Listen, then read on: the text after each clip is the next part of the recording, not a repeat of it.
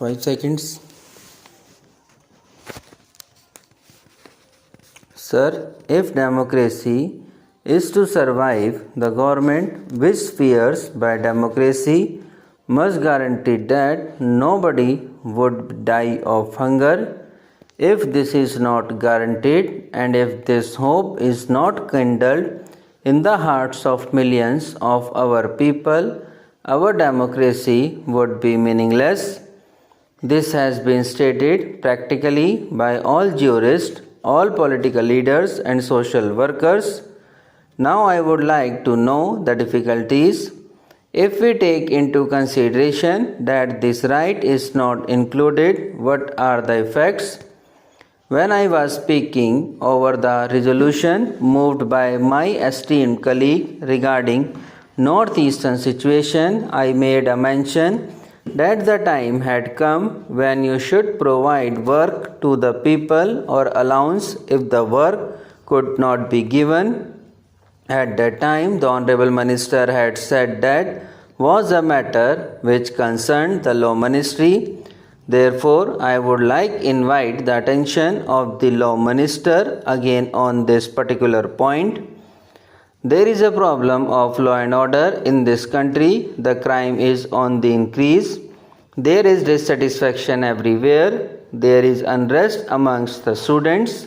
Students feel that even if they take any number of degrees, they are not assured of a job. We all know that with 90% marks, they do not get even admission in medical colleges, in engineering colleges.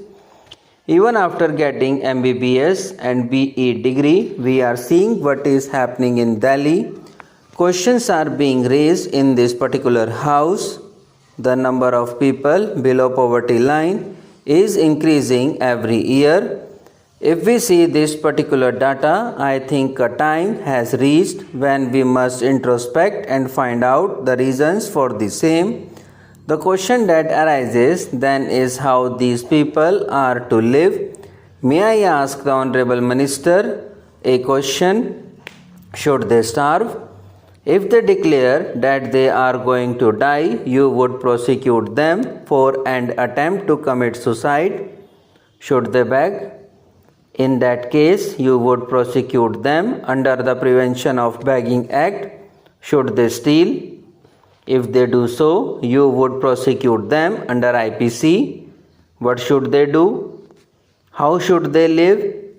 Therefore, it is in this background that we have to consider this matter very seriously and we have to decide as to whether the time has come to think seriously about this particular matter.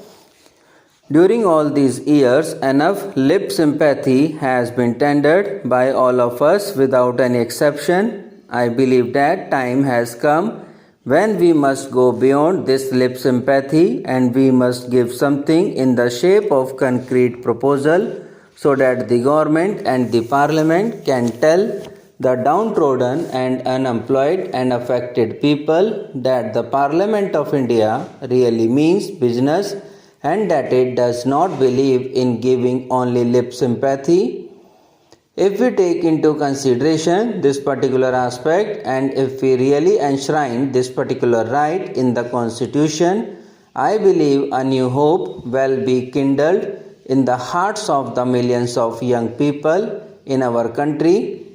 Younger people will feel that when they should attain the age of 18, it should not be necessary for them to roam from place to place in search of a job.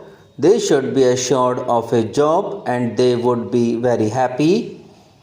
There would not be any uncertainty in life. The unrest and strikes in the colleges and schools will stop. The problem of students' unrest cannot be solved by bayonet, by firing, by closing down universities.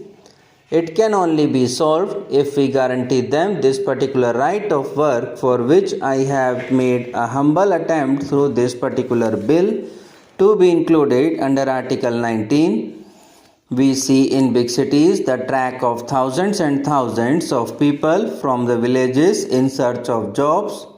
The position in my district is that every month money orders worth rupees 1.80 crores are received from Bombay from the Ratnagiri citizens living in Bombay. There are no younger in the villages, only persons live in the villages looking after agriculture. This is happening because we could not provide any work to people in the village. When these people go to the metropolitan cities for work, do they get it?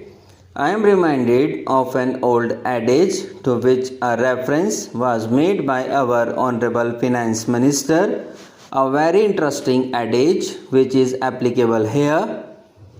On a dark night and in a dark room, people go in search of black cat when in fact there is none.